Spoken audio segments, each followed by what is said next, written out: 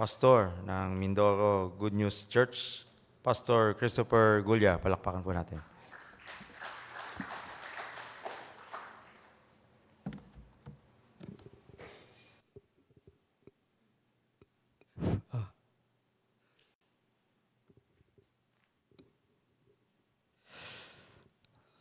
Good morning sa ating lahat. Kaya kanina yung MC sabi niya, ako daw ay galing sa Mindoro, Good News Church. Pero wala pa tayong church doon eh. Siguro mayroon siyang pananampalataya. Kakaroon tayo ng church doon. Amen po ba? Anyway, ngayong umaga po, punta tayo sa Luke chapter 23.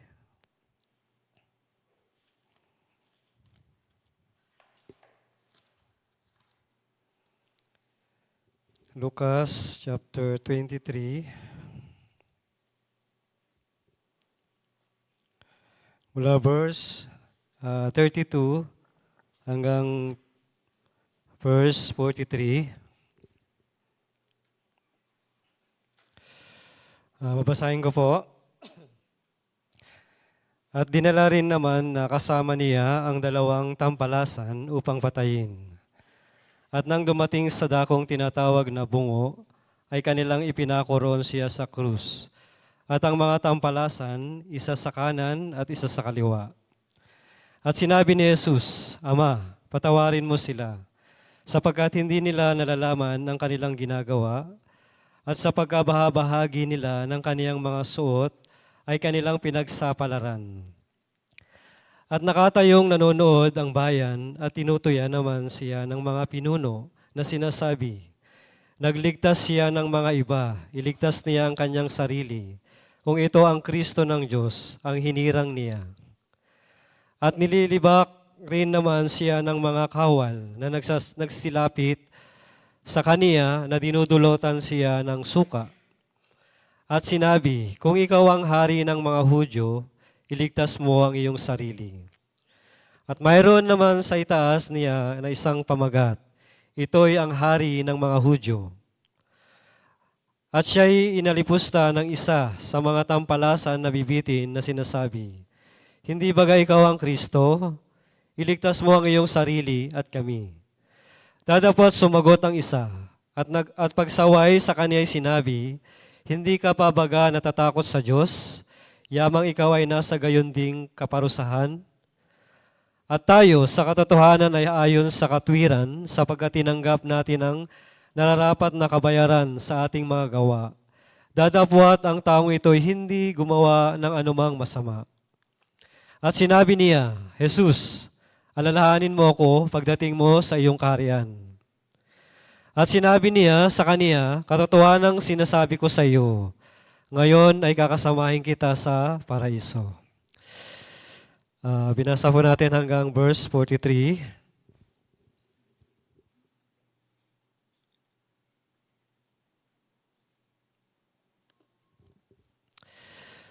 Kumusta po ba mga kapatiran?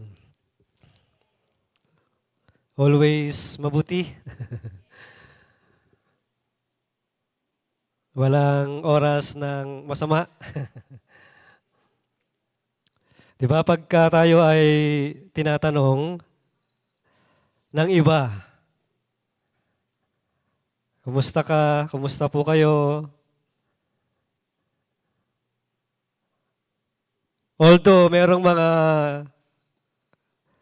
pangit na bagay, masamang bagay, kahirapan, pero always yung sagot natin ay, mabuti po eh, mabuti po. Amen? Kaya ito yung madalas na sinasagot natin eh, mabuti. Pero deep inside, mabuti nga ba? Ngayong umaga, mabuti po ba kayo? Although merong mga iba't ibang situation, pero kung tanggapin natin yung puso ng Panginoong Jesus, dapat yung lumabas sa ating bibigay, mabuti. Amen? Kaya alam nyo doon sa Mindoro, meron silang awit eh. Alam niyo kung anong awit? Mabuti ang Diyos. Ano pa? Hindi ko na alam yung kasunod. sa akin. Ganun. Mabuti ang Diyos sa iyo. Isip niyo, nasa ibang church na ako. Kasi ito yung lagi kong naririnig every Wednesday, every Sunday. Ganito yung kanta na inaawit nila. Ito ay papuri sa Diyos. And then, not only singing with dancing. Gawin natin? Kasi mga kapatiran, parang toad lang kayo eh. Ha? Hindi rin sumasagot, hindi rin nag-aamin. Pero doon mag-start pa lang, may nag-aamin na eh. Hindi ko na babanggitin, baka nanonood siya sa FB Live. Kaya siya, kahit ano man, patotoo man, kahit kumakanta man, mag-start pa lang, nag-aamin na. Pero anyway, maganda yung pagsasabi natin ng amen, di ba? Amen? Kaya, dapat sanayin din natin, especially next week, darating uli yung ating mga guest speaker from Korea. Kaya dapat sanayin nyo, not only next week, until Jesus came to this world. Tama? Amen tayo, mag-aamin tayo eh. Anyway, kami po ay yesterday morning, dumating dito sa ating church, dito sa Quezon City.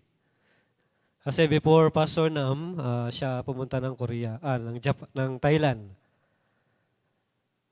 Tumawag siya eh. Dahil next week, tomorrow evening, darating yung mga Korean brethren and pastors. Kaya sabi niya, ako daw ay ano yun? Susundo sa airport. And then, buong linggo, ako yung magiging driver and tour guide. Tour guide eh. Kaya magtutour kami sa loob ng 1 linggo. Masaya, no? Masarap. Gusto niyo po bang mag-join? Gusto niyo sumama?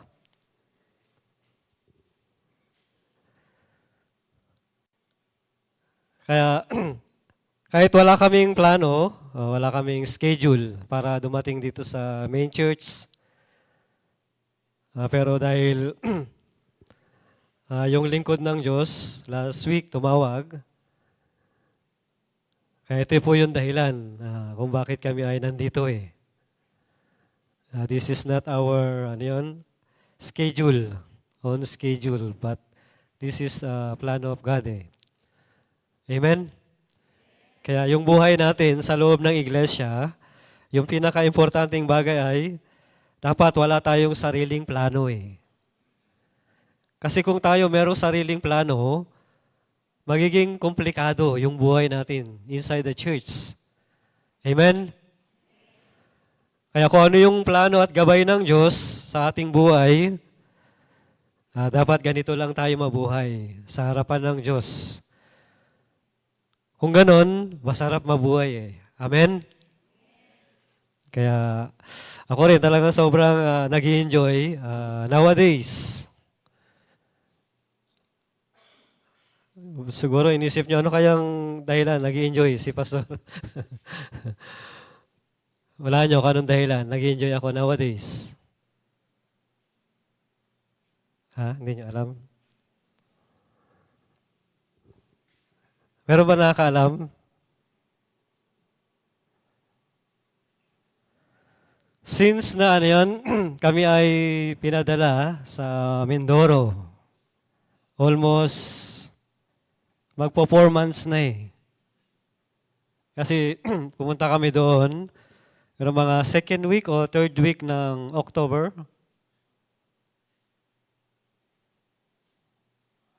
kami ay pumunta doon eh. Yung dahilan na kami po ay dinala doon para magturo sa Grace Mission College. Siguro narinig nyo na po, ano? Especially yung mga youth. Marami dito, mga estudyante doon eh. Pero hindi daw pumapasok. Kaya every time na nakikita kami ng mga teacher doon, oh, pastor, sir, yung mga taga-IYF, hindi pumapasok. Tapos sabi niya, anak mo ba yung isa doon? Sabi niya. Oh, anak ko yung isa doon eh.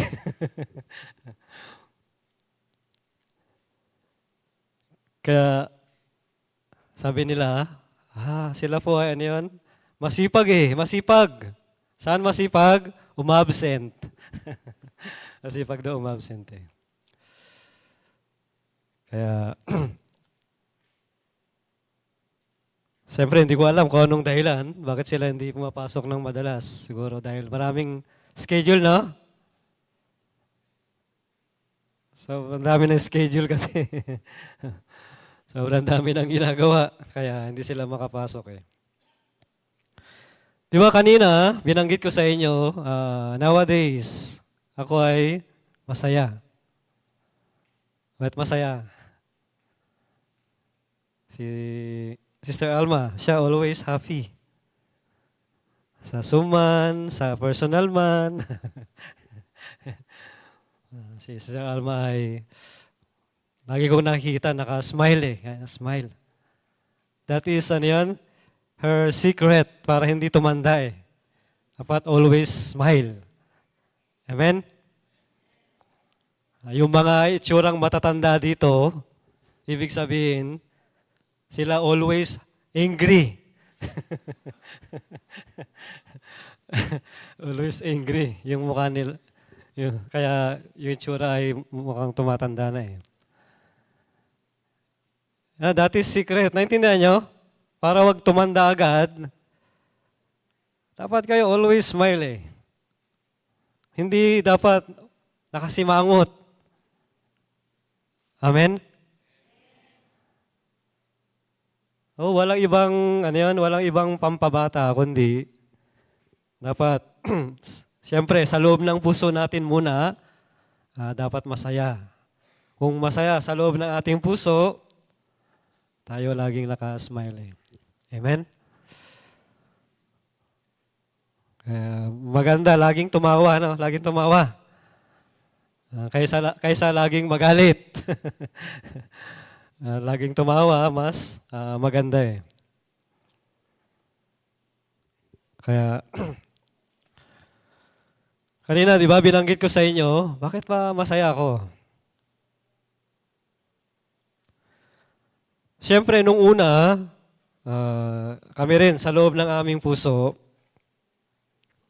especially dahil kami ay pinadala sa Mindoro, sa Grace Mission College para magturo. Although kami ay hindi naman talaga teacher. Pero nabiyayaan kami para magturo.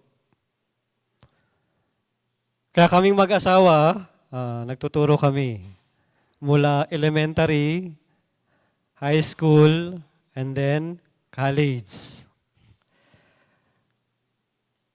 Grade 1, grade 2, grade 3, grade 4, grade 5, grade 6, grade 7, grade 8, grade 9, grade 10. Ang dami, no? Tapos, first year, second year, college.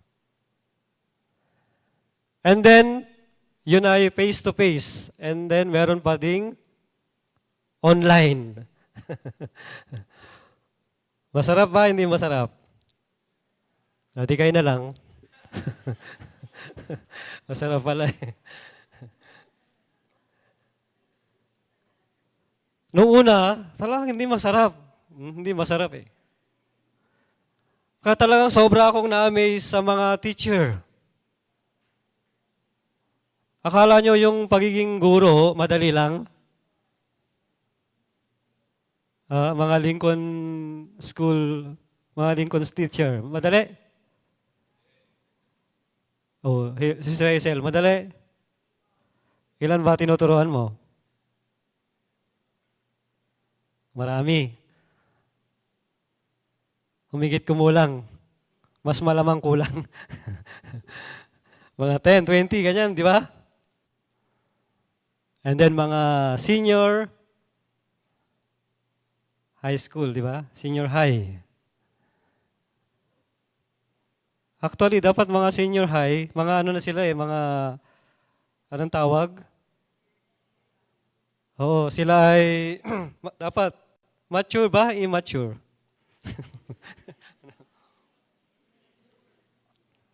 Ano ba ngayon? Matured, immature. Pero alam nyo, halos sa lahat ng tinuturuan namin doon ay, alam nyo, pinaka-worst, grade 1. Grade 1. Grade 1, yung pinaka mga bata pinaka mga bata.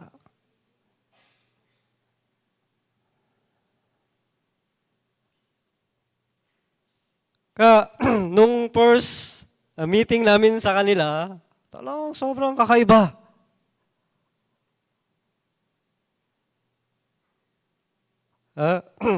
Pagdating ng teacher doon,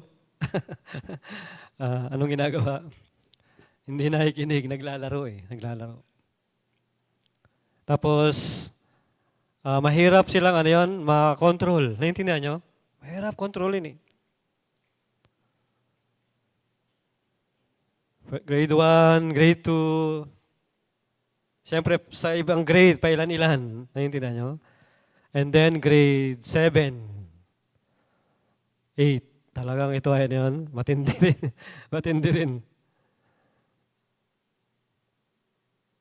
Pinakamasarap turuan, college. Kasi sila ay medyo matured na, di ba?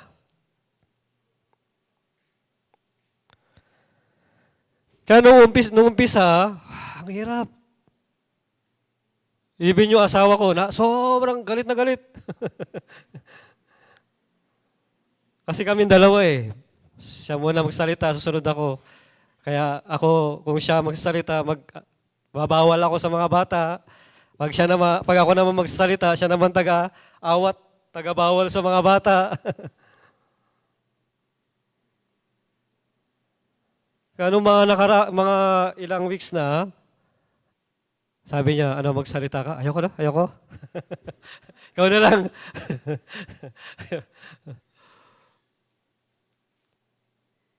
Kasi lagi ako, na-high blood. Naintindihan nyo? Na-high blood Di ba, nowadays, yung system ng DepEd, di ba, sa school, bawal ng paluin yung mga student Tama? Bawal na rin pagsabihan. Ano pang bawal?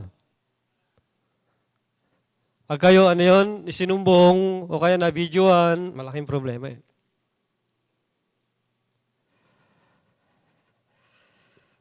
Kaya, kung gano'n, ano bang paraan para mabago yung diwa ng mga bata?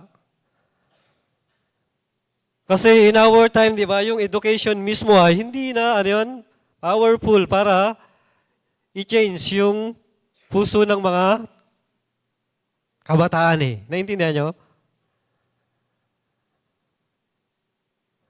Yung mga matatanda dito, di ba, alam nyo, yung sistema dati, okay lang, paluin ka. Ako dati, pinalo pa nga ako ng gunting.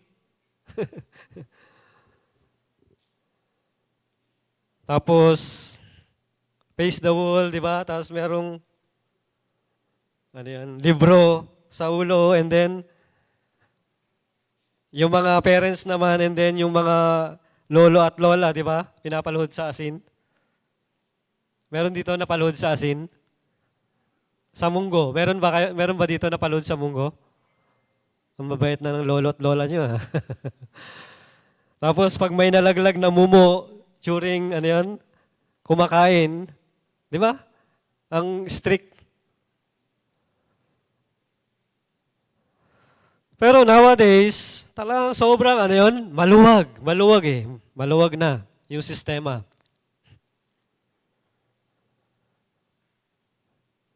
Tapos finally, nalaman namin na karamihan pala doon sa mga student ay mga na-kick out pala.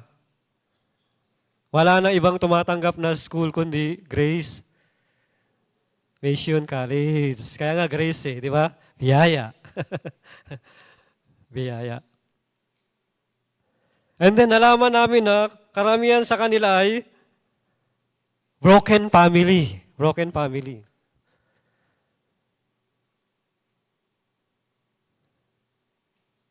Tapos, mahirap yung buhay. Kaya pala ganito yung attitude ng mga bata eh.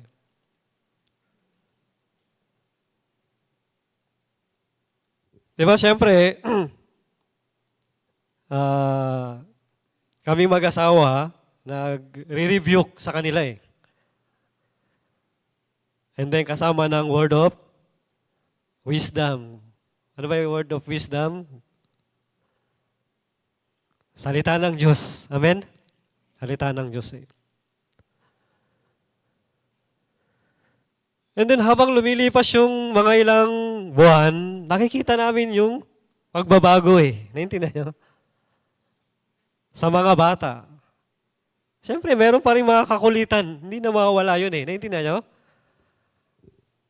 Agad-agad bang mawawala yung kakulitan? Ha?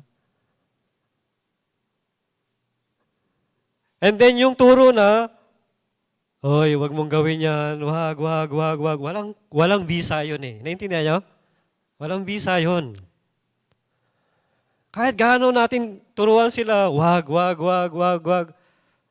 Dapat ganito, wag ganyan, dapat ganito. Walang meaning. Naintindihan niyo? Walang meaning eh. Yung tunay na pwedeng makapagbago lang sa puso ng isang tao ay only Word of God eh. Amen? Kasi kung basahin natin yung Genesis chapter 1, di ba? Yung creation of God. Sabi doon, in the beginning was the Word. In the beginning, God created, John 1 naman yun. In the beginning, God created the heaven and the earth without form and void and darkness. Di ba? Ito yung beginning when God created heaven and earth. Pero paano ba itong lupa nagbago? Sa verse 3, ano daw nakalagay? And God said, let there be light. And there was light. Amen? When the Word enter into this world, ano daw po nangyari? Amazingly, changing ay nagbago eh. Nagkaroon ng liwanag. And then, ito yung time na yung Diyos ay nag-start ng creation eh. First day, second day, third, fourth, fifth, and then sixth, di ba? Tao ay nilikha ng Diyos. Kaya, muli, nagkaroon ng pag-asa sa loob ng puso ko eh. Hindi ba ako din naman, walang pinagkaiba sa kanila? Mas worse pa nga eh. Naintindihan niyo? Kayo, mas worse ba sa iba o mas okay naman sa iba? What do you think? Di ba lahat tayo pinaka-worst kaysa sa iba? Amen? Kaya nga tayo nandito, kaya nga tayo naligtas eh. Kasi tayo yung mga pinaka-worst. Amen? Huwag niyong isipin na, hindi, Pastor, kami yung pinaka-the best. Hindi, lahat tayo pinaka-worst. Kaya nga tayo nandito eh. Kaya, and then sa puso ko rin, binago ko eh, yung puso ko. Anong dahilan? Bakit kami ay dinala ng Diyos dito sa lugar na ito? Anong dahilan para ma-meet namin itong mga bata? Kasi only Word of God lang yung pwedeng magbago eh. Naintindihan nyo sa kanila. Wala nang iba. Only words of God. Amen? Kung ang salita ng Diyos ay papasok sa puso nila, that is the beginning, yung pagbabago ay mangyayari sa buhay ng isang tao eh. And then ito ay biglang naging hope. Naintindihan nyo? Sa aking puso eh. Kung ganun, masarap pala humarap sa mga bata eh. Masarap palang humarap sa mga kaluluwa. Amen? Kaya weekly, everyday, kami ay pupunta sa school at nagbibigay ng mind education. Kasi asawa ko mind education eh, mind education. After ng mind education, anong kasunod? Ako naman eh. Kasi GMRC, di ba, sa elementary high school. Pero sa college, ngayon, yung subject ay Bible discovery and then salvation. Ito yung subject ngayon eh. Kaya continuously, pwedeng ipangaral itong gospel in detail sa kanila eh. Naintindihan nyo? Kaya nakita ko rin yung mga student. Itong salita ay, alam nyo, pumapasok sa puso nila eh.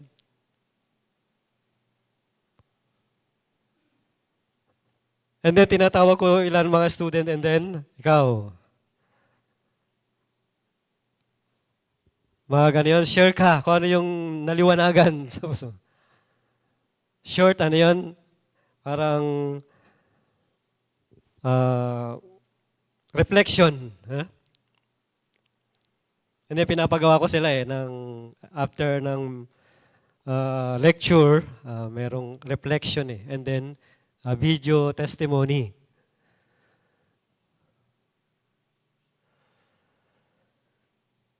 Kaya, and then after na itong pakikipag-usap, mayroong mga student na naiwan para magtanong.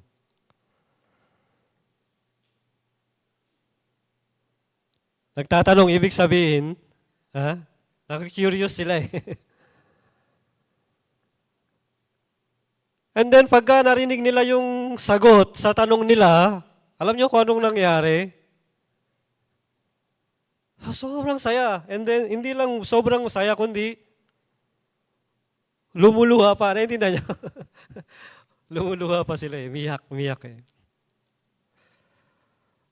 Pastor, ang tagal na namin umaattend ng church.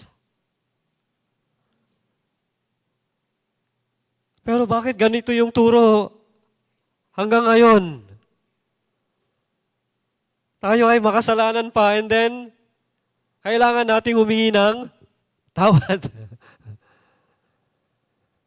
Pero this time, habang pinakikinggan itong lecture, tayo pala ay already pinatawad na once and for all. Tama po ba? Once and for all. And then nakikita ko yung ganitong galak sa puso nila. And then pag nakita nyo ganitong galak sa puso ng mga kaluluwa na napapangaralan natin ng gospel. Tayo bilang tagapangaral ng Ebanghelyo, mas doble yung kagalakan sa ating puso Amen? Amen, Elder Gilbert? Alam ko, nasa Baguio siya ngayon For the first time, na-late si Elder Gilbert.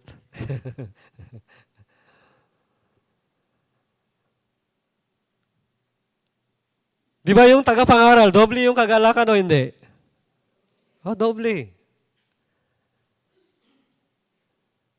And then, pag nakita nyo yung ganitong atmosphere, makakalimutan nyo lahat Naintindihan nyo? Sa puso nyo, maiwan lang yung kagalakan kagalakan. Kaya I hope na yung mga kapatiran, hindi lang kayo basta umaattend ng church, and then tayong lahat ay tagapangaral Amen? Lahat tayo tagapangaral ng Ebanghelyo. Huwag kayong tumahimik. Naintindihan niyo?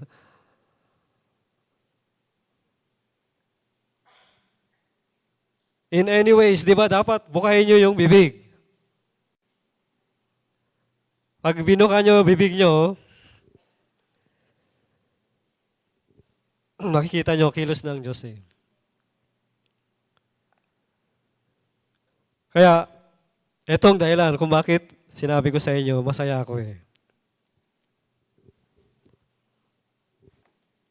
Ngayong umaga, binasa po natin dito sa Luke chapter 23. Tingnan po natin.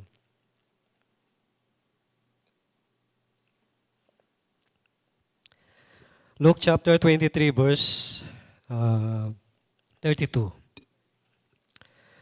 At dinala rin naman na kasama niya ang 2 tampalasan upang patayin. At nang dumating sa dakong tinatawag na bungo, ay kanilang ipinakoroon siya sa krus. At ang mga tampalasan, isa sa kanan at isa sa kaliwa. Diba dito sa kwento ng Luke chapter 23, about, diba, si Jesus ipinako daw sa krus Pero dito sa binasa natin, at dinala rin naman nakasama niya, si Jesus, ang 2 tampalasan upang patayin daw patayin. Alam nyo ba yung tampalasan? Alam nyo kung ano yung tampalasan? Mga taga Bulacan, malalim tong Tagalog, no? Tampalasan. Alam nyo kung ano to? Siguro yung mga kabataan, hindi nyo naintindihan. Mga taga Bulacan, tampalasan. Ha? Magnanakaw? Magnanakaw lang ba?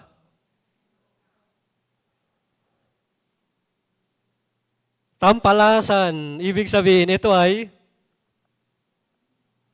simple magnanakaw lang ba? O narinig nyo ba yung salitang pusakal? Brutal. Pusakal, narinig nyo?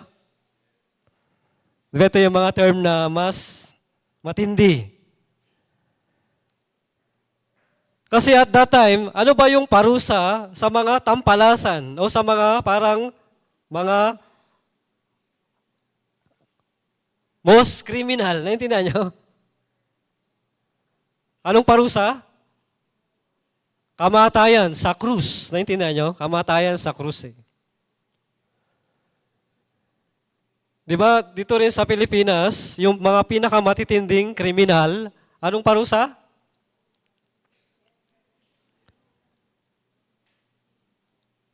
Silya Electrica. Tapos, meron pa, di ba, at that time, panahon ba ni Gloria po yon? Little Injection. Only one time lang nangyari, no? Etchegaray po ba? Etchegaray. And then sa ibang country, Middle East ba? Pato naman, di ba? Parang sa John chapter 8. Yung babaeng nahuli sa pangalon niya sa pamamagitan naman ng paghahagis ng bato eh. And then some country, bitay. Alam niyo bitay? Inahang. Naintindihan niyo? Bitay. Pero yung mga simpleng krimen lang, anong sentence? Mga 10 years, 15 years in prison, and then, siyempre, meron ding lifetime. Ha? Pero yung talagang sobrang matitindi na, ha? Lethal injection, sila electrica, bitay, batuhin. Pero nung panahon na ito, anong parusa ba? Pagpako sa krus. Kaya dito sa kwento na ito, nang dinala si Jesus para ipako sa krus, kasama daw niya yung dalawang tampalasan eh. Sa verse 33, at nang dumating sa dakong tinatawag na bungo, ay kanilang ipinako roon siya sa krus, at ang mga tampalasan, isa sa kanan at isa sa kaliwa. Diba? At that time, not only Jesus Christ, yung ipinako sa krus. Kasama niyang ipinako sa krus daw ay dalawang tampalasan, isa sa kanan, isa sa kaliwa eh.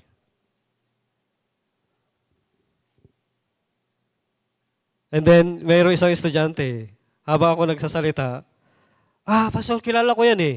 Yung isa dyan. Sabi niya, ano nga bang pangalan ng isa dyan? Sino doon? Sa kanan o sa kaliwa? Hindi, yung nag-aalimura kay Jesus. Ano pangalan? Presi? Presi ba yun? Nag-aalimura kay Jesus. Ano ang pangalan nag-aalimura? Kung ikaw ang Kristo, anak ng ang Diyos, di ba? Iligtas mo ang iyong sarili at kami, di ba? Sabi niya.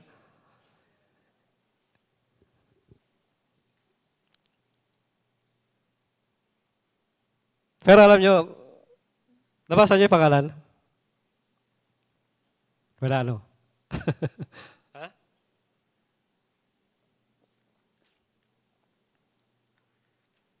Pero ang tinutukoy niya ay, alam niyo kung sino? Si Barabas. Sino si Barabas? Siya din, prisoner, di ba? Siya rin kriminal.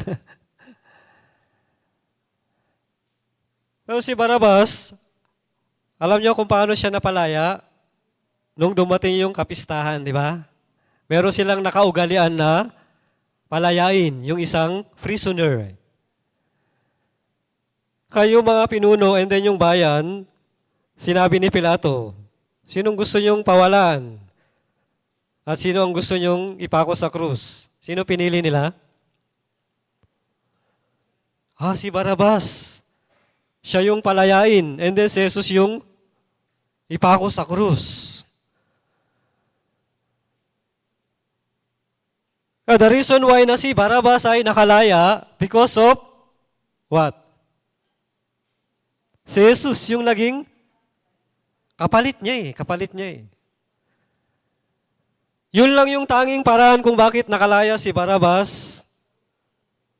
Dahil si Jesus yung naging kapalit niya. Pero kung hindi dahil kay Jesus, siya hindi makakalaya. Siya rin hahatulan. Naintindihan niyo? Kung gano'n, si Barabas, meron kayang ganitong malaking pasalamat kay Jesus?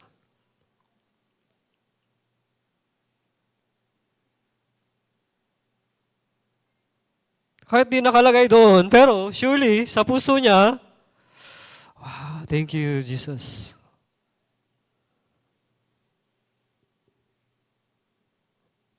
Dahil sa iyo, ako ay nakalaya.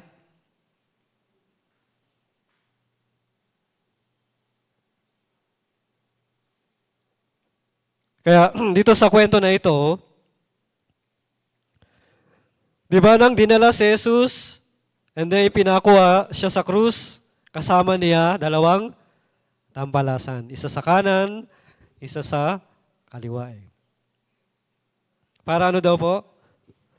Sabi dito, 33, at nang dumating sa dakong tinatawag na bungo, ay kanilang pinako roon siya sa krus. Si Jesus, pinako daw, si Jesus doon sa krus.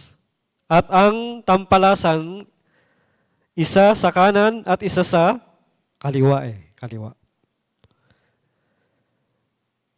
Ipinako daw siya doon at yung dalawang tampalasan sa krus upang patayin. Naintindihan niyo? Upang patayin. Sa 32 yun nakalagay.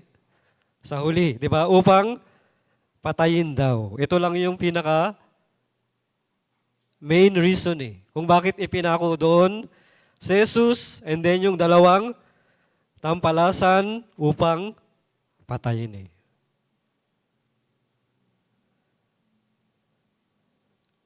Ngayon, ano bang dapat malaman natin sa verse 34? Tingnan natin pa na.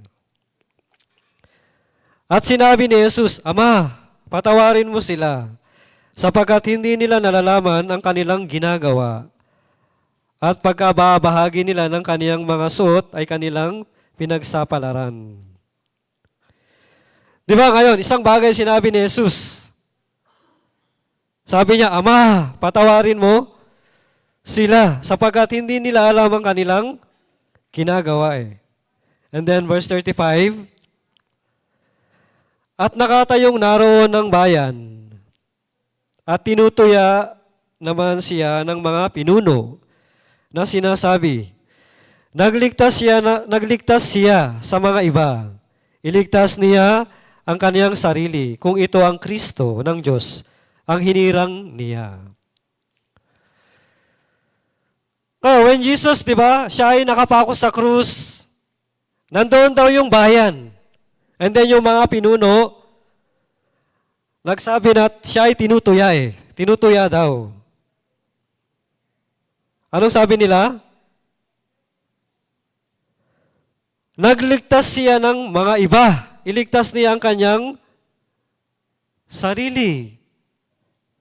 Kung ito ang Kristo ng Diyos, ang hinirang niya. Yung mga pinuno,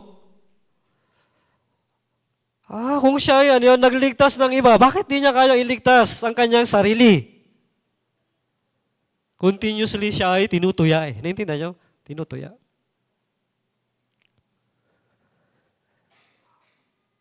Bakit di niya kaya iligtas ang kanyang sarili? Kung siya ang Kristo ng Diyos, ang hinirang niya. Nagligtas siya ng iba, iligtas niya ang kanyang sarili. Kung siya ang Kristo, ang Diyos. Ito yung bagay na ano yun?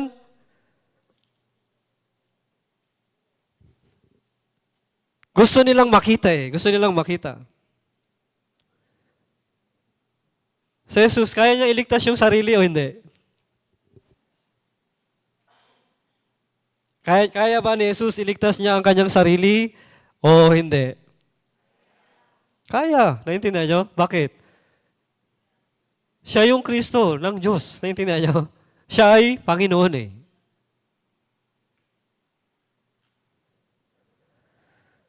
Pero kung babasahin natin itong kwento, mula nung siya ay dinala ng mga pinuno kay sa gobernador, di ba? Kay Poncio Pilato Nang siya ay, anong tawag? Ini-interrogate ba? Iniimbestigahan?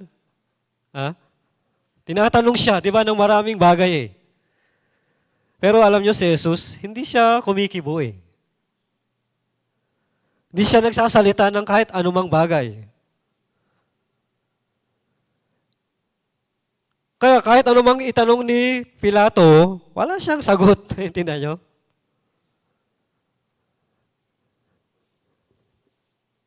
Tapos, di ba, si Jesus din, mga pinuno, yung bayan, siya, tinutuya. Nagligtas siya ng iba. Iligtas niya ang kanyang sarili. Kung siya ang Kristo, ang Diyos, ang hinirang. Pero kahit ganito yung salitang naririnig ni Jesus sa mga pinuno ng bayan, siya, walang reaction. Naintindihan niyo? Pero kung tayo kaya nasa ganitong posisyon, di ba kahit nga tayo wala sa posisyon ni Jesus, pag kayo napagsabihan ng hindi magandang salita, di ba nagre-react kayo agad? Nagre-react tayo, hindi?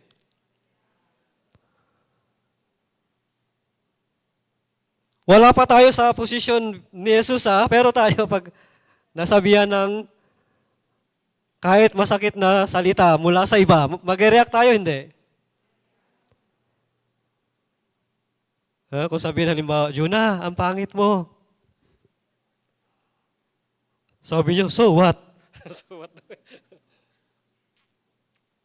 Magre-react, Juna, hindi? Juna. Mas pangit ka, sabihin ni Juna.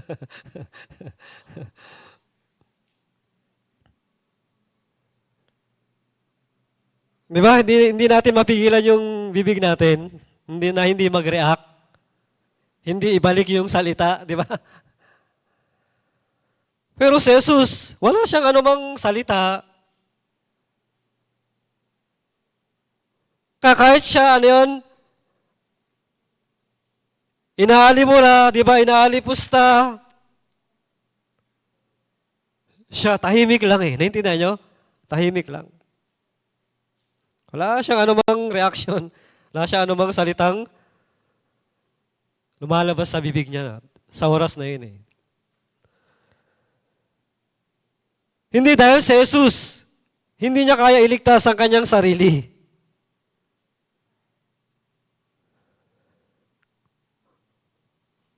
Isipin niyo kung gawin ito ni Jesus, anong mangyayari? Anong mangyayari? Okay, sige. Iligtas ko ang aking sarili. Mababa ako ngayon dito sa krus. Kaya niya bumaba sa krus o hindi? Pastor, hindi kaya kasi nakapako yung dalawang kamay tapos yung paa.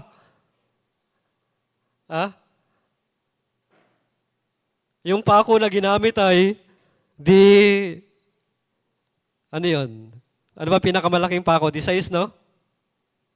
Kita niyo yung di size na pako, ganyan eh. Yun, hindi pa ako parang pang-sinsel. Alam niyo pang-sinsel? Yung ginamit doon, hindi pa ako pang-sinsel. Nakita niyo yung pang-sinsel, yung pantibag ng semento. Parang 16 mm, ganyan eh. Sa bakal, di ba? 16 millimeter. 16 mm.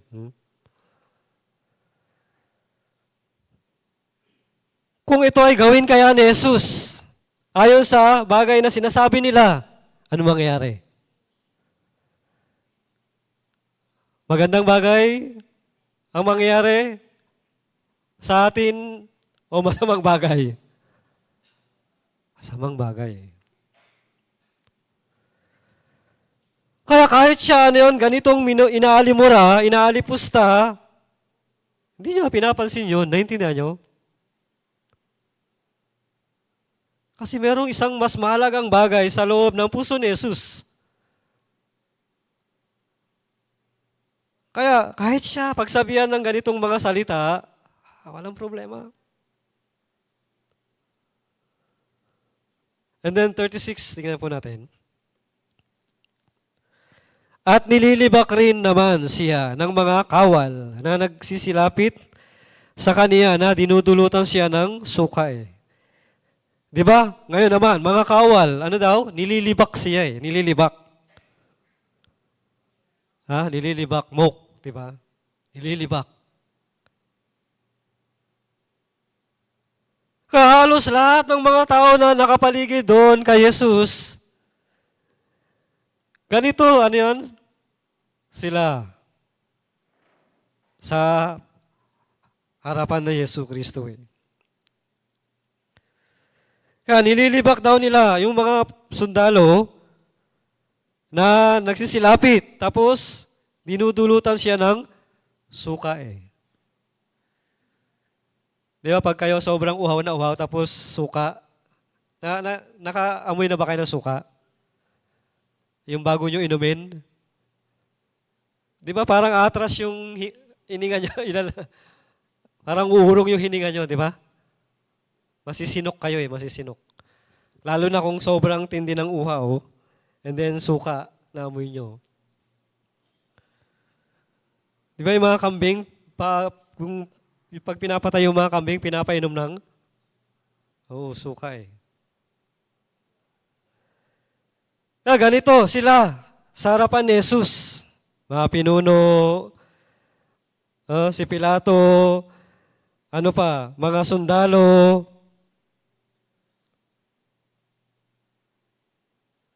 (37) At sinabi, kung ikaw ang hari ng mga Hudyo, iligtas mo ang iyong sarili. Kung ikaw hari ng mga Hudyo, iligtas mo ang iyong sarili. Kanina, kung ikaw ang Kristo ng Diyos, nagligtas ka na iba, iligtas mo ang iyong sarili. And then ngayon, sabi nila, kung ikaw ang hari ng mga Hudyo, iligtas mo ang iyong sarili. Di ba? Pilit nilang sinasabi itong bagay kay Jesus. Iligtas mo ang iyong sarili. Iligtas mo ang iyong sarili. And then, verse 38. At mayroon naman sa itaas niya na isang pamagat. Ito'y ang hari ng mga Hudyo. 39. At siya'y inalipusan ng isa sa mga tampalasang nabibitin na sinasabi, hindi bagay ikaw ang Kristo? Iligtas mo ang iyong sarili at kami. Di ba, even yung isang tampalasan na nakabako sa tabi niya, ganito rin siya, inaalipusta Hindi bagay ikaw ang Kristo? Iligtas mo ang iyong sarili at kami. Di ba paulit-ulit? Ganitong salita ay sinasabi nila kay Jesus. Ilang beses? 3 beses, di ba? Kung ikaw ang Kristo ng Diyos, iligtas mo ang iyong sarili. Kung ikaw ang hari ng mga Hudyo, iligtas mo ang iyong sarili. Kung ikaw ang Kristo, iligtas mo ang iyong sarili.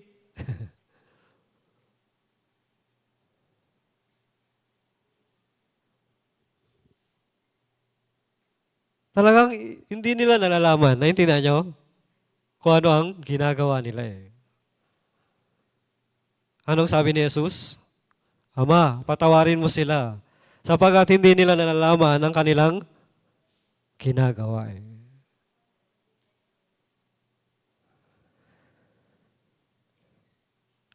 Ganitong mga tao na nagsasabi ng ganitong bagay kay Jesus.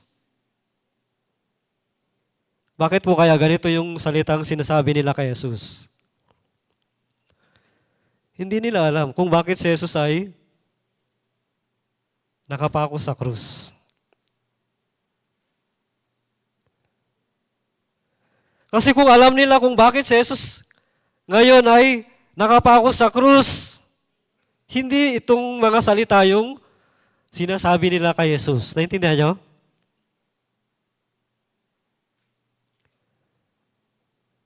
Bakit po ba si Jesus nakapako sa krus?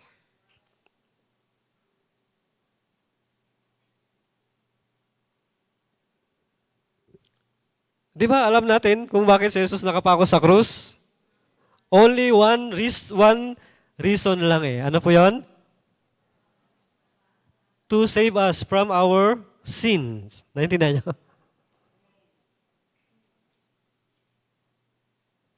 Yes, kaya niya iligtas ang kanyang sarili, but ang dahilan na siya ay nakapako sa krus to save us from our sins. Amen? Kung ganitong mga salita na sinasabi sa kanya ng iba, ayaw niyang tanggapin. Naintindihan, ayaw pakinggan eh. Naintindihan niyo? Kasi si Jesus, meron siyang linya sa loob ng puso niya. Anong dahilan? Bakit siya naparito? Tingnan po natin sa Matthew chapter 9. Mateo chapter 9 verse 13.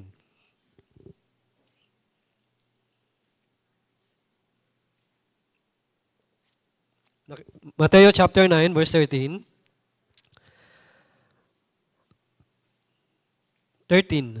9:13. Dadapot magsihayo kayo at inyong pag-aralan kung ano ang kahulugan nito. Habag ang ibig ko at hindi hain. Sapagat hindi ako naparito upang tumawag ng mga matuwid, kundi ng mga makasalanan. Kaya dito, ano daw ang dahilan kung bakit si Jesus ay naparito? Upang tumawag ng makasalanan. Sabi diyan, hindi ako naparito upang tumawag ng mga matuwid, kundi ng mga makasalanan. Ngayon, yung mga pinuno, yung mga sundalo, yung isa sa tampalasan, bakit kaya ganito yung sinasabi nila kay Jesus? Kung ikaw ang Kristo, ang Diyos, iligtas mo ang iyong sarili. Kung ikaw ang hari ng mga Hudyo, iligtas mo ang iyong sarili. Kung ikaw ang Kristo, iligtas mo ang iyong sarili.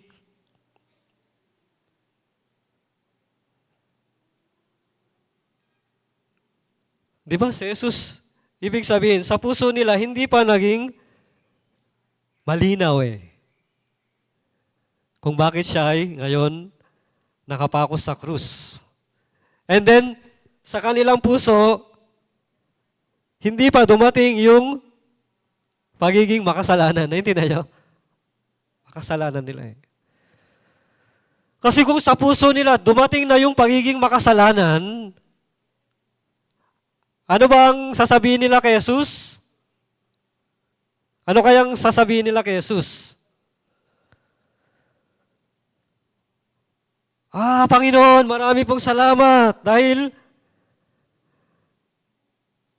ako na makasalanan ay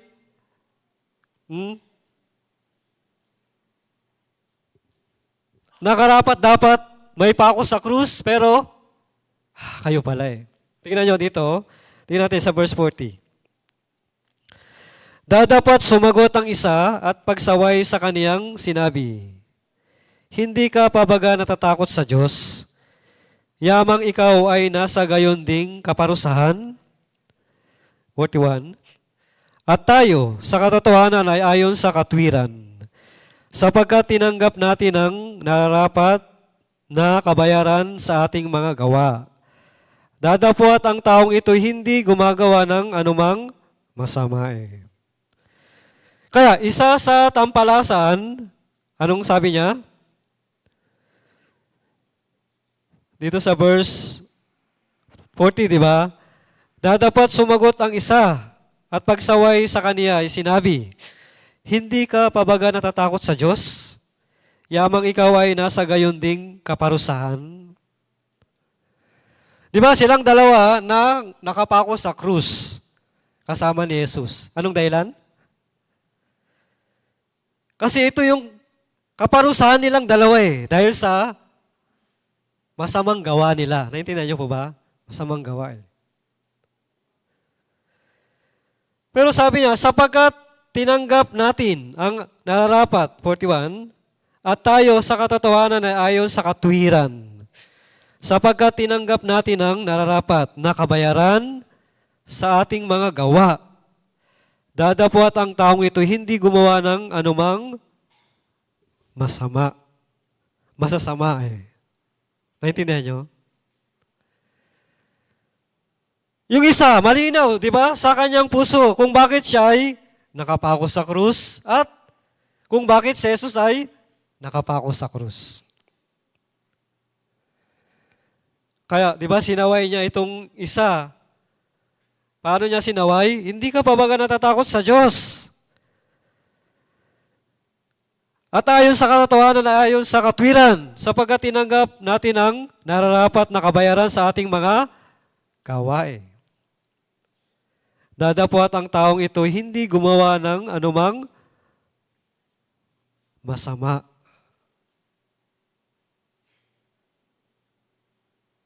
Kaya sa puso ng isang tampalasan, malinaw sa loob ng puso niya, why Jesus Christ ay nakapako sa krus sa kanyang tabi. Ano kayang maliwanag sa puso ng tampalasan na ito? Di ba sabi niya, dadapot ang taong ito hindi gumagawa ng anumang masama. Di ba kahit si Pilato man, wala siyang nasumpong anumang kasamaan kay Jesus? Kaya siya naghugas, di ba? Para daw siya walang sala sa dugo ng matuwid. Si Jesus, may ginawa po bang masama? Meron po ba kayo alam na ginawa ni Jesus na masama? Wala, no?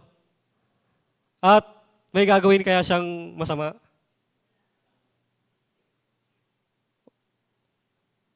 Baka meron. Kaya sabi niyo, Panginoon, bakit ginawa niyo po sa amin to? Kung gano'n, lahat ng gawa ni Jesus mabuti. Ha? Sa ating buhay, kung gano'n, lahat po ng gawa ni Jesus mabuti? Sakit, mabuti rin? Hindi, mukhang hindi na yata, Pastor, mabuti na.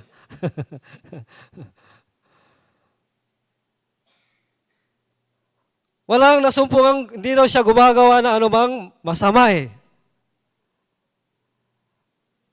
Basta walang anumang kasamaan. Di ba kung babasahin natin ang Biblia, wala daw tayong masusumpungang kasamaan sa Diyos. Tama po ba? Wala eh. Kaya itong tao malinaw sa loob ng puso niya kung bakit si Jesus ay nakapako sa krus. Siya hindi gumawa ng anumang masama. Pero bakit siya nakapako sa krus? Silang dalawa nakapako sa krus dahil ito yung nararapat na kaparusahan sa kanilang masamang gawa. Tama po ba? Pero siya hindi gumawa ng anumang masama. Pero bakit siya ganun? Hinatulan na mapako sa krus. Ano pong dahilan? Silang dalawa, sabi niya, tayo, ayon sa katotohanan, ayon sa kautusan, sa katwiran, ito, nararapat sa atin eh. Itong kaparusahan dahil sa ating mga masamang gawa. Pero siya, hindi gumagawa na anumang masama. Kung ganun, bakit siya nakapako sa krus?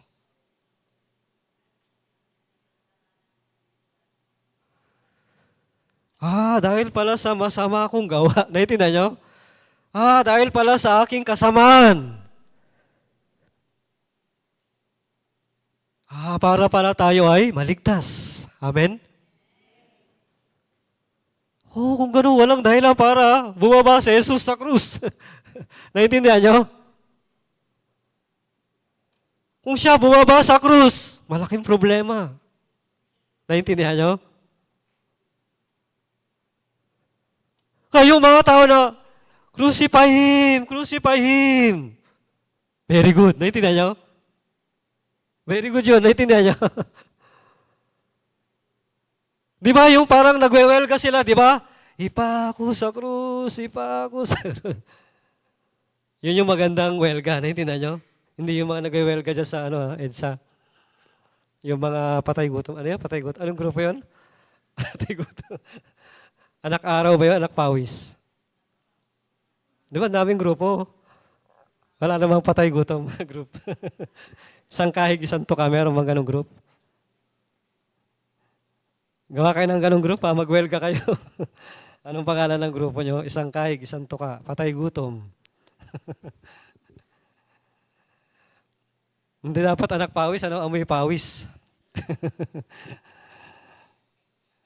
Anyway, itong tao, malinaw sa puso niya eh. Siya hindi gumawa ng masama, pero bakit siya natulan? Bakit siya ipinako sa krus? Bakit siya kailangan mamatay?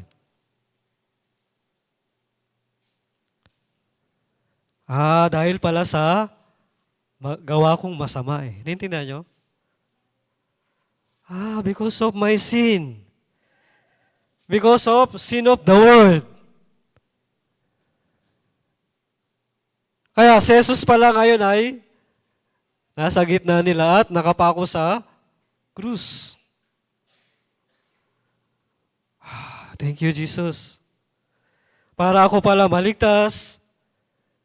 Ngayon pala kayo ay nandito sa gitna namin para kayo mismo yung tumanggap ng kaparusahan ng lahat kong kasalanan eh.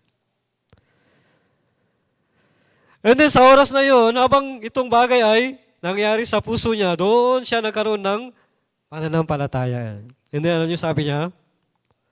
Verse 42.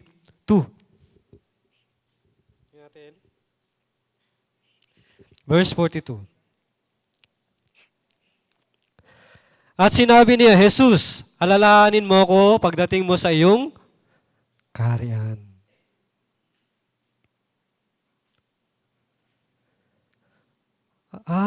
Ngayon, si Jesus pala ay ngayon nakapako sa krus. Dahil sa aking mga kasalanan, para ako pala ay makapasok sa kaharian ng Diyos. Amen? Itong pananampalataya sa puso niya ay nangyari. Kaya anong sabi niya? Jesus, alalahanin mo ako pagdating mo sa iyong kaharian. Alam niyo kung anong sagot ni Jesus? 43, tingnan natin. Verse 43. At sinabi niya sa kaniya, katotohanang sinasabi ko sa iyo, ngayon ay kakasamahin kita sa paraiso. And Jesus said unto him, verily I say unto thee, today shall thou be with me in paradise. Ngayon, sa puso niya, si Jesus pala ay nakapako sa krus para sa aking mga kasalanan, para ako madala niya sa kanyang kaharian sa langit. Kaya itong pananampalataya ay nangyari sa puso niya, and then sinabi niya, Jesus, alalahanin mo ako pagdating mo sa iyong kaharian. Anong sabi ni Jesus? And Jesus said unto him, verily I say unto thee, today. Kailan daw po?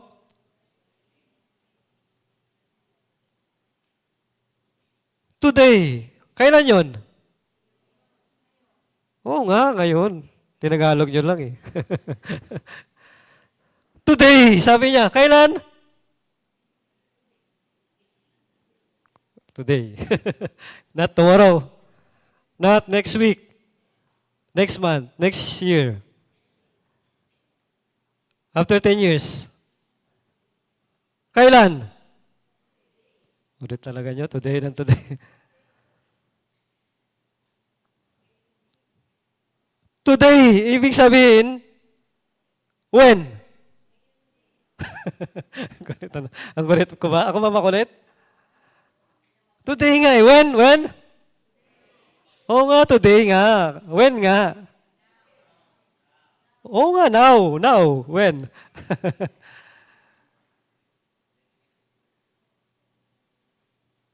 When? Alam niyo kung kailan? Today. Nang siya'y nagkaroon ng pananampalataya. Nang itong pananampalataya ay lumitaw sa puso niya. Because of my sin pala, Jesus Christ crucified beside me. To bring me in heaven pala. Amen? Kaya sabi ni Jesus, okay, today. Naalala nyo ba yung kwento sa Mark chapter 5? Yung babaeng inaagasan, yung 12 years, yung nagbibilid, di ba? Yung 12 years na inaagasan, sa mahabang panahon siya, pinahirapan ng mga manggagamot eh. Pero alam niyo kung kailan siya gumaling? Nang narinig niya yung tungkol kay Jesus. Doon siya nagkaroon ng pananampalataya sa puso niya. Kaya anong sabi niya? Kung mahipo ko man lamang ang kanyang damit, gagaling ako eh. Anong ginawa niya? Sa oras na yun, nilapitan niya si Jesus sa karamihan eh. Tama po? And then, hinipo niya yung dulo ng damit ni Jesus. Alam niyo kung anong nangyari? Paghipo niya ng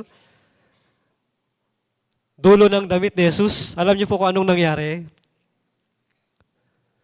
Gumaling na siya sa kanyang salot. Naintindihan niyo? And then si Jesus, naramdaman niya sa kanyang sarili, mayroong umalis na bisa eh. Bisa. And then sabi ni Jesus sa mga alagad, sinong umipo sa akin? Yung mga alagad na hindi nakakaalam ng pangyayari. Anong sinasabi mo? Sinong umipo? Ang daming mga nagsisiksikan tao eh. Sasabihin mo, sinong umipo sa'yo? No, alam ni Jesus. Kasi may umalis na bisa sa kanyang katawan eh. And then yung babae na natatakot, lumapit sa kanya eh. And then sabi niya, Panginoon, ako po yung umipo eh. Anong sinabi ni Jesus sa kanya? Huwag kang matakot. Pinagaling ka ng pananampalataya mo. Yumaon ka. Magaling ka na sa salot mo eh. Amen? Sabi ni Jesus, pinagaling ka ng pananampalataya mo. Kaya kung tayo hindi manampalataya, doon kay Jesus na napako sa krus, still tayo ay, ano yun? Nabubuhay bilang makasalanan. Naintindihan nyo? Sabi ni Jesus sa kanya, today, pwede ba siyang makasama sa kaharian ng Diyos kung hindi na patawad ang kanyang kasalanan? Huh? Okay, kahit may kasalanan ka, let's go to heaven. Ganun ba? Sa palagay nyo? No. Sa puso ni Jesus. Sila nag-uusap eh, puso sa puso. Naintindihan nyo? Okay. Ako, napako sa krus for your sin, for the sin of the world. And then siya nanampalataya. And then sabi niya, kung ganun, Panginoon, alalahanin mo ako pagdating mo sa iyong kaharian. Sabi ni Jesus, okay, ngayon din. Kung ganun, sinama kaya siya? Nakasama kaya siya o hindi? Paano siya nakasama? With sin o without sin? Naintindihan niyo? Naligtas ba siya? Hindi. Naligtas. Amen? Ngayon, tingnan po natin sa Ephesians chapter 2. Efeso chapter 2, verse 16.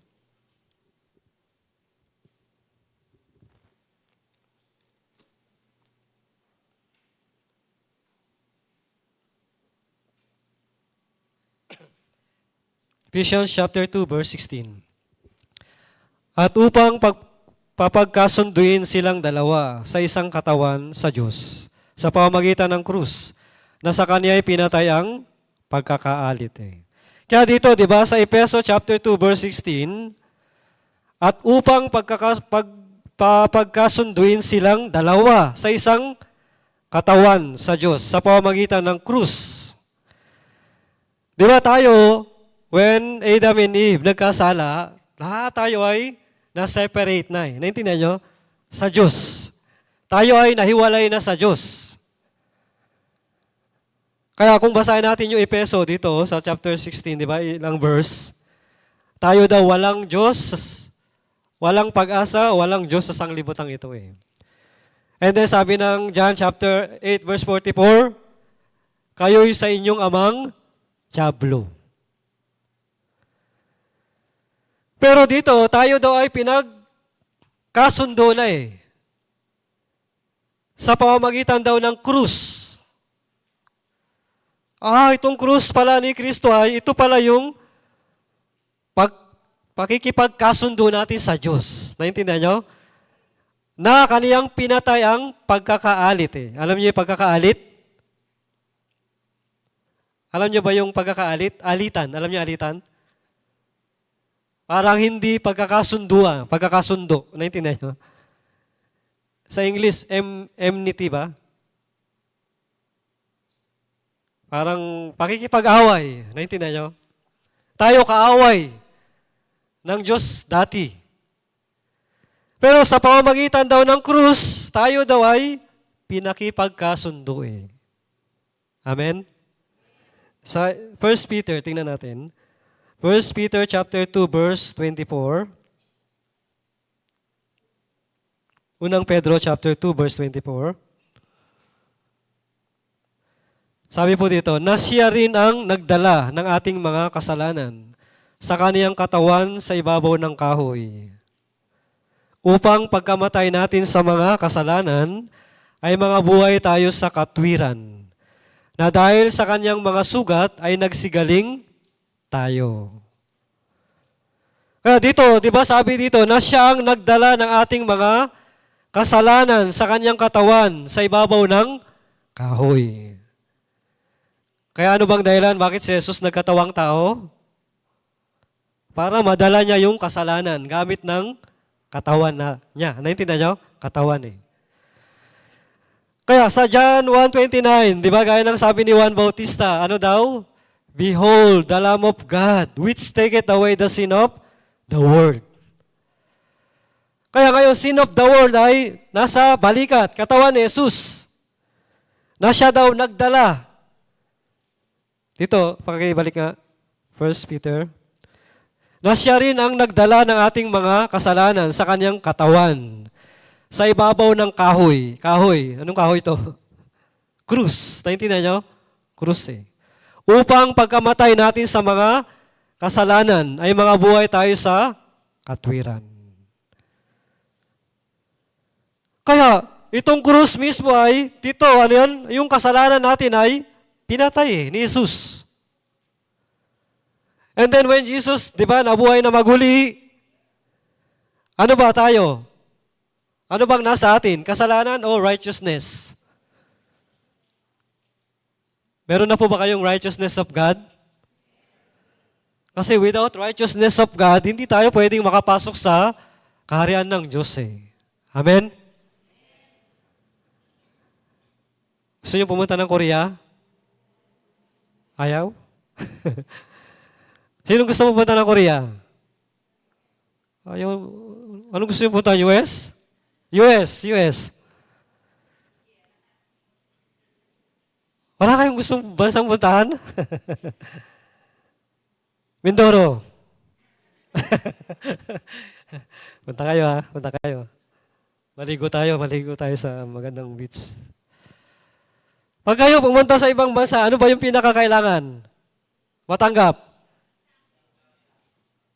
Saan nakukuha yung visa?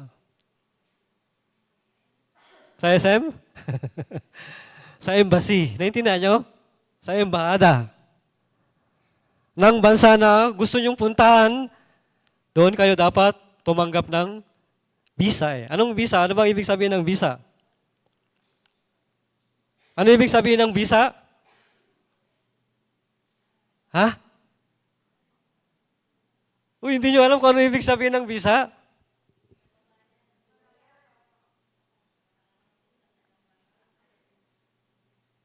Visa, victory. Visa, ibig sabihin, approval. Naintindihan nyo? To enter sa kanilang country. Tama po ba?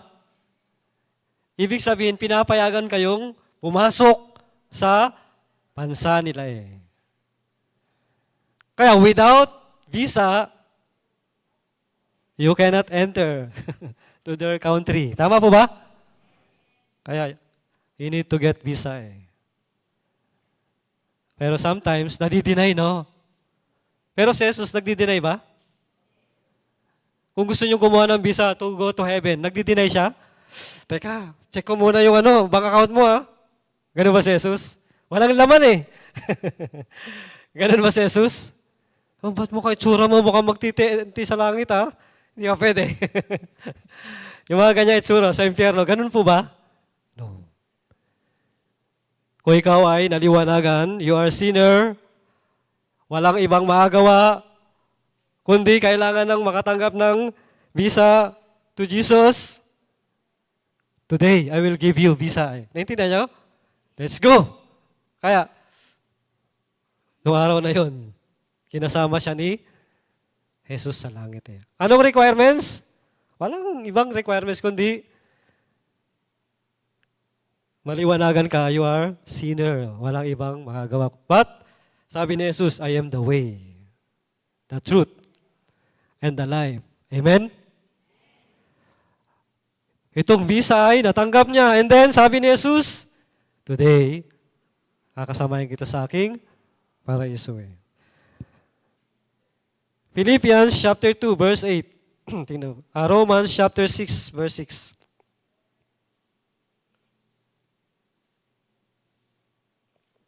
Romans chapter 6, verse 6. Sabi po dito, na nalalaman natin na ang ating datihang pagkatao ay kalakip niyang napakos sa krus upang ang katawang salarin ay magiba. At nang sa gayoy, huwag na tayong maalipin pa ng kasalanan. Sabi dito sa Roma 6, verse 6, na nalalaman natin na ang ating datihang pagkatao ay kalakip niyang napako sa krus. Si Jesus na napako sa krus daw ay anong dahilan? Dahil tayo raw ay kalakip niyang napako sa krus eh. Si Jesus po ba yung napako sa krus o kasama tayo? Para daw, upang ang katawang salarin ay magiba. Yung datihang pagkatao eh. Ano po ba yung datihang pagkatao natin? Makasalanan. Naintindihan nyo? Tayo, yung datihang pagkatao natin ay makasalanan eh. Kaya kalakip daw itong datihang pagkatao natin, napako sa krus kasama ni Jesus para daw magiba eh. Naintindihan nyo? Upang ang katawang salarin ay magiba. At nang sagay, huwag na tayong maalipin pa ng kasalanan. Tayo alipin ng kasalanan before eh. Pero when Jesus, crucified at the cross, tayo daw ay free from our sin. Amen? Malaya na tayo eh. Philippians chapter 2, verse 8, tingnan natin.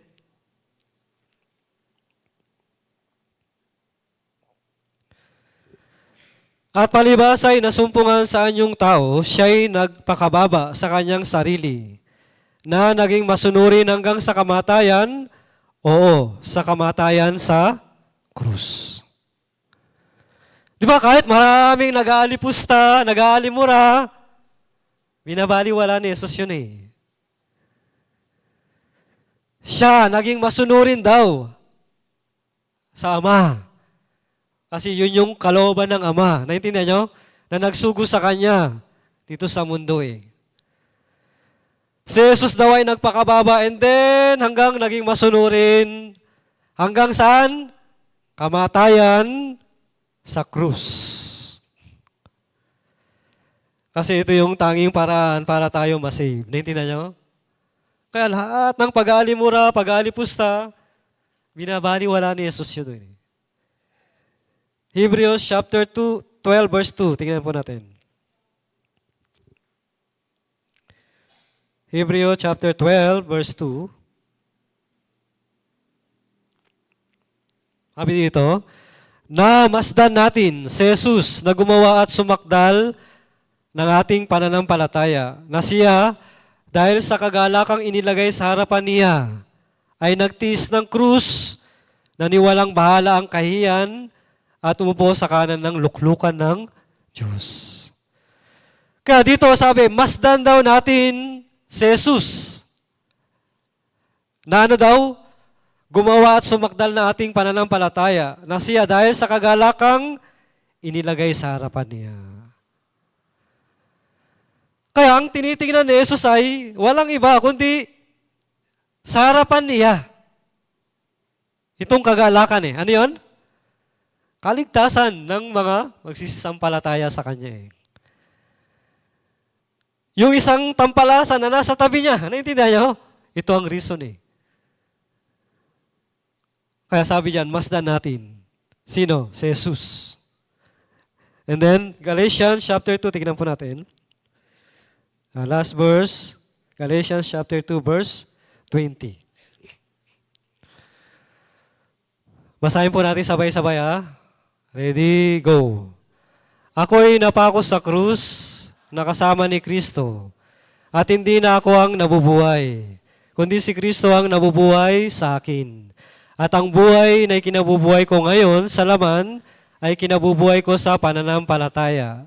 Ang pananampalataya na ito'y sa anak ng Diyos na sa akin ay umibig at ibinigay ang kanyang sarili dahil sa akin.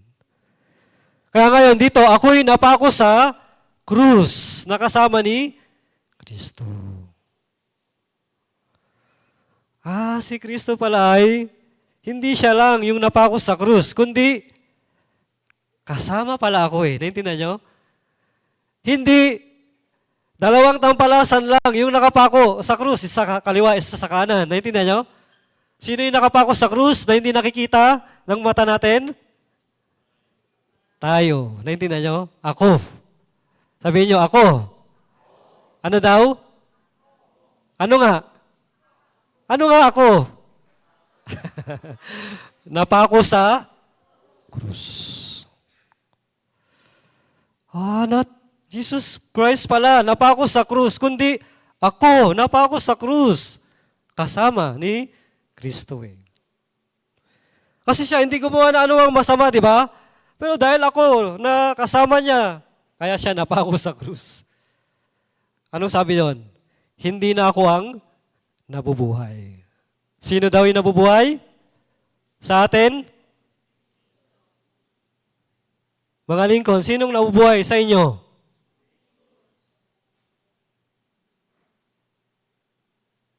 Sino daw? Ba't mahina? Mga lingkod, mahina ng boses? Wala na kayong energy? Wala, energy, ano yung G? Gcash? Wala na laman yung Gcash nyo? Pag marami yung laman ng Gcash, may energy, no? Sino nang nabubuhay? Kung ano bang buhay, gusto ni Jesus.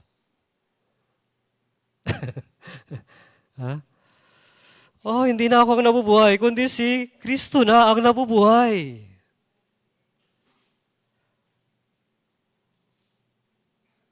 Kung ganon, ano na tayo? Ano tayo? Kristo. Amen? Kung ganon, makapangyarihan tayo, hindi? Makapangyarihan tayo. Kung ganon, walang hindi pwede sa atin o lahat pwede? Lahat pala pwede. Bakit? Dahil ako ay hindi na ako yung nabubuhay, kundi si Kristo na yung nabubuhay pala Pastor, hindi po ako pwede. Ikaw kasi yung nabubuhay pa. Tayo ba nabubuhay? Si Kristo na nabubuhay. Kung ganun, pwede tayo mag-enjoy ng lahat ng bagay ng Diyos. Amen? Pero tayo madalas, dinadaya ng dyablo. Hindi ka pwede. Kulang ka, mahina ka. Pero sino bang nabubuhay? Ako ba o si Kristo? Kung gano'n, si Kristo sa harapan ng patay na si Lazaro, pwede? Hindi. Sabi nila, hindi na pwede. Panginoon, hindi na pwede. 4 na araw ng patay. Ano sabi ni Jesus? Anong hindi pwede? Sinong sabi hindi pwede? Dalhin niyo ako, saan niyo siya nilibing? And then sabi ni Jesus, igulong niyo yung bato. And then si Jesus pagtingala sa langit, Sabi niya, Lazaro, ano daw? Ano sabi niya? Lazaro, diyan ka lang.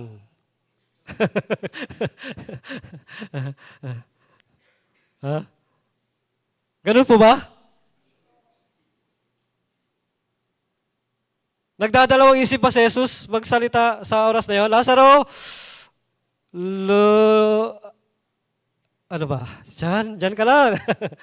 Ano sabi niya? Ano sabi niya? Lazaro, lumabas ka.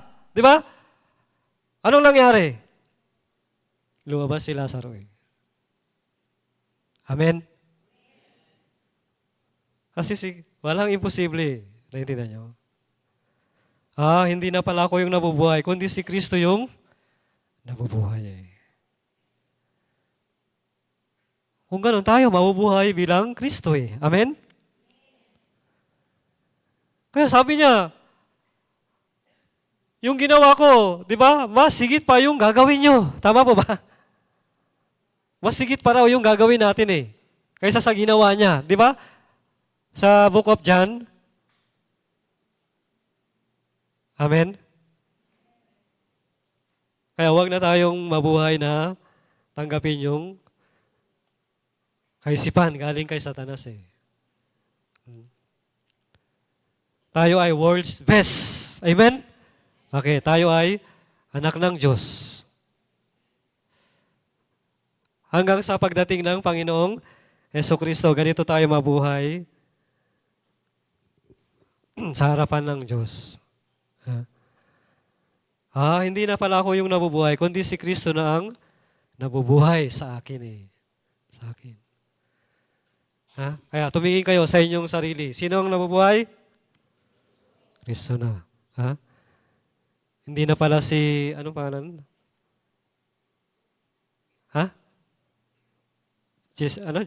Giselle, nakalimutan ko na. Ilang buwan lang ako nakawala dito. Hindi ako pwede. Pwede, di ba? Kaya rumampa nga nung Lincoln, tindi ng lakad niya. Ano ka? Second hand up? First, wow, first siya. Pwede ka sa Miss Universe to?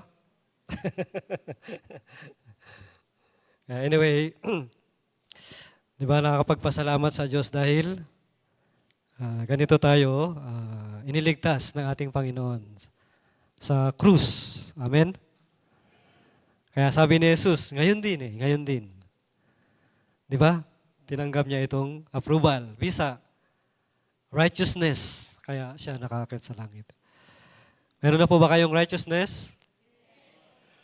Amen. Sino nabubuhay? Cruz. Si Cruz daw. Sino nabubuhay? Kristo. Amen? Anyway, manalangin po tayo, tapusin natin. Panginoong Diyos, nagpapasalamat po kami sa umaga po na ito na ibinigay po ninyo sa amin. Ano bang dahilan? Si Jesus napako sa krus. Walang iba, kundi dahil para doon yung kasalanan namin ay mahatulan. Doon niya pinatay yung aming kasalanan, yung pagkikipagkaalit. Kaya dahil sa krus, kami po ay natubos na sa lahat ng aming mga kasalanan.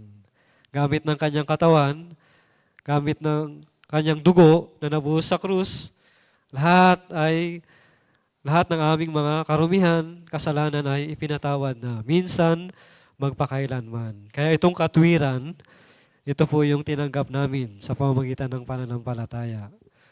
Kaya kami meron ng approval na makapasok sa inyong kaharian dahil sa katwiran ng Panginoong Jesucristo na ibinigay sa lahat ng mga nagsisisampalataya. Tuloy-tuloy, kayo po yung gumabay habang kami nabubuhay sa mundo na ito. Wala kami ibang gagawin kundi ipangaral itong ebanghelyo sa maraming mga kaluluwa na hanggang ngayon di pa rin nakatanggap ng kaligtasan o katwiran ng Diyos. Kaya gamitin nyo kaming lahat bilang instrumento ng ebanghelyo. Kaya sino man yung ibigay ninyong kaluluwa sa amin, kami ay dapat laging handa na ipangaral itong salita. o itong gospel. Palayan niyo po yung mga lingkod ninyo, palayan niyo po lahat ng mga kapatiran namin, lahat ng mga events sa aming church. Ito po ay ginagawa namin hindi dahil sa ibang bagay, kundi para sa ikaliligtas ng maraming mga kaluluwa. Kung ganoon, lahat ng ito ay bagay na gusto naming ipagpasalamat sa harapan po ninyo. Kaya kami rin, binigyan nyo ng karapatan na manalangin sa inyo at anumang panalangin namin sa pamamagitan ng pangalan ng Panginoong Hesus, lahat ng ito ay tutugunin po ninyo, Amang Diyos. Kaya sa oras na ito, sa inyong kamay, binabalik namin ang lahat ng kaluwalhatian at pasalamat at kami po ay nanalangin sa dakilang pangalan namin Panginoong Hesus na tagapagligtas. Amen. Maraming pong salamat.